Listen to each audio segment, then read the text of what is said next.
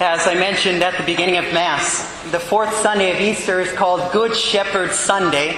Every year we hear a part of the Gospel of John in which our Lord reveals himself as the Good Shepherd.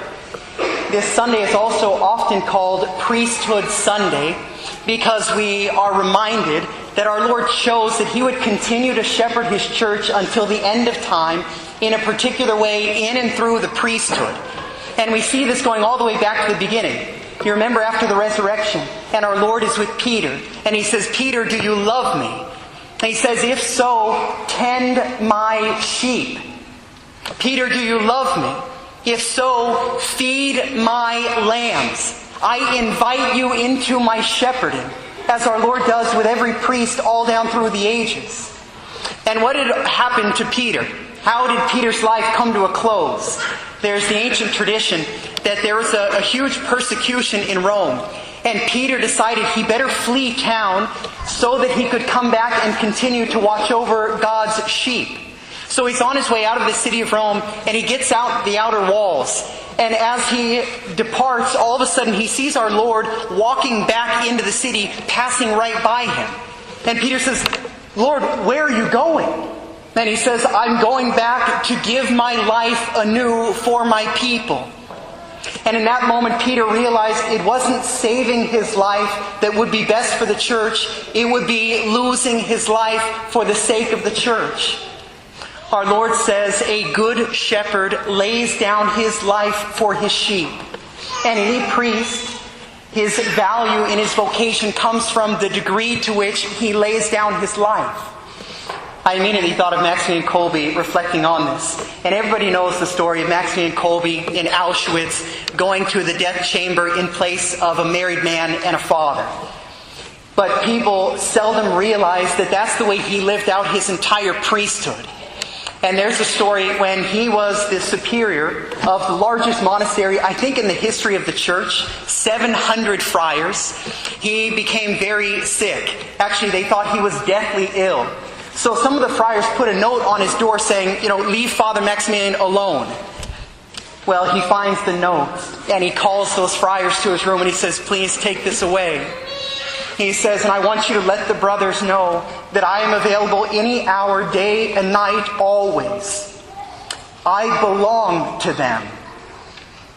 I thought of Monsignor Kavanaugh, and I don't know, maybe everybody here knows who Monsignor Kavanaugh is. He was, for over 60 years, the pastor of St. Rose Parish on Franklin Boulevard. I think he might have the longest pastorship of any priest in the history of the church, right? Over 60 years. Well, he is right now, he's in Mercy McMahon Center Care Facility, and he's on his deathbed. If we went and saw him right now, you would see he's lying flat and he's no longer able to stand up. He's 91 years old. But you know what he would say to us if we walked in right now? And I mean this literally because he said it to numerous people.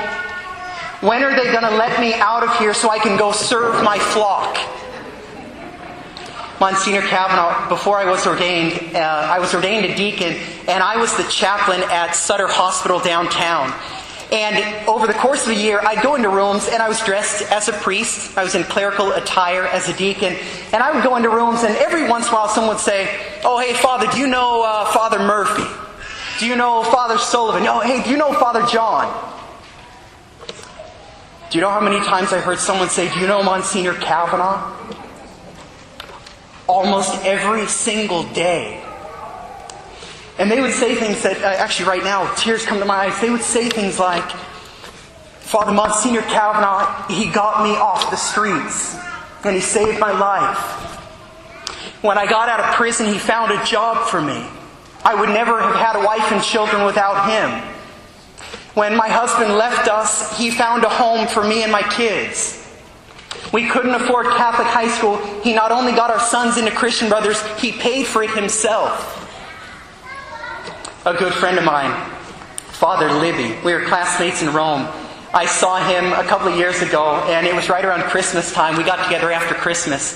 And I shared with him that we have perpetual adoration in my church. It's such a great thing. And he said, "Oh my gosh, you know what? I just started the same."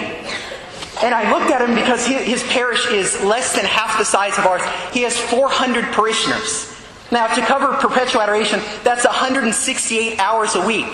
So I'm looking at him like, you got your tiny little parish to do that? I said, how are you covering the nighttime hours? Who covers from 2 o'clock to 5 o'clock? And he dropped his head because he wasn't expecting the question. And he said, well, I had sign-ups for 2 weeks. Nobody took those hours. So I felt like our Lord was asking me to make a sacrifice for my parishioners. So I get up every day and pray from 2 o'clock to 5 o'clock. I spend that time with our Lord, and I offer it for my parish. A good shepherd lays down his life for his sheep. Now I want to share something that I think, at least in modern times, has almost been totally forgotten. And that is what is arguably the primary source of a priest's strength to lay down his life for his parish. I would say it is his celibacy. I remember I had a religious sister one time. She shared with me when she started to think about entering the convent. She said she went and she saw her spiritual director, and she said, Father, how does a woman know if she's called to be a sister or not? And he said, well, I would say this. You have to have a big heart that wants to pour itself out in love. But also, there ought to be a strong desire to be a wife and a mother. If a woman does not have that desire, she should never become a sister. My brothers and sisters, I would say if a man does not have a desire to be a husband and a father, he should never enter the seminary. And it ought to be a strong desire, because it's that sacrifice that brings efficacy to his priesthood. In order to be able to truly lay down his life, he sacrifices two incredibly great goods: fatherhood and spousal relationship. If a man would not make a good husband and father, he should never be a priest. Because it's those skills, those graces on a natural level that make a good husband and a good father, that when perfected by grace, make a great priest. The best priests would be the best husbands and fathers. I want to close with this. Where does a priestly vocation come from? 95% come from good families.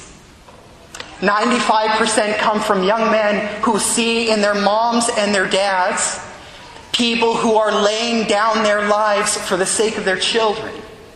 And they're so drawn to that, it attracts them, and they feel called to do the same. And it's so beautiful on the day of ordination. When a priest, he lays down, he prostrates himself in the form of a cross. He's dying to the world to give himself for the salvation of souls. Immediately afterwards, he goes and he kneels down before the bishop, and he puts out his hands. And the bishop takes sacred chrism, and he anoints his hands completely. He lathers your hands up. And it's lathered up for works of charity. Your hands are consecrated to do Christ's work of love in the world, especially celebrating the sacraments. And immediately afterwards, you go to the side, and there's a little cloth. It's called a maniturgium, and it's that which you use to cleanse and purify your hands. The next day at your first Mass, the sacrament of love, which you can now celebrate because your hands have been anointed. After that Mass, you invite your mom forward, and you take that cloth that is a sign of the works of charity that you will perform, and you give it to your mom, because it's in and through your mom that you first learned how to love. And then you call forward your father, and you give your dad the stole that you wore to hear your first confession. Because it's in and through your dad that you learned justice tempered by mercy. And your mom and your dad are buried with those sacred articles, so that when they go before God symbolically, they can say, I gave my son for you, for the building up of your church. My brothers and sisters, it is so crucial that we be people who encourage priestly vocations, and especially in your own homes. I can't tell you how many times I've met good, faithful Catholics, and they say, oh yeah, Father, we need more priests. There's a shortage. I'm praying God will send us more priests. But not my son, right? Would you make that sacrifice? Do you realize what an incredible honor it is to be called to give your son, your grandson, your nephew in that way? On this Priesthood Sunday, Good Shepherd Sunday, let us remember the priests who have served us. And let's also pray that God raises many priests to the altar from Presentation Parish.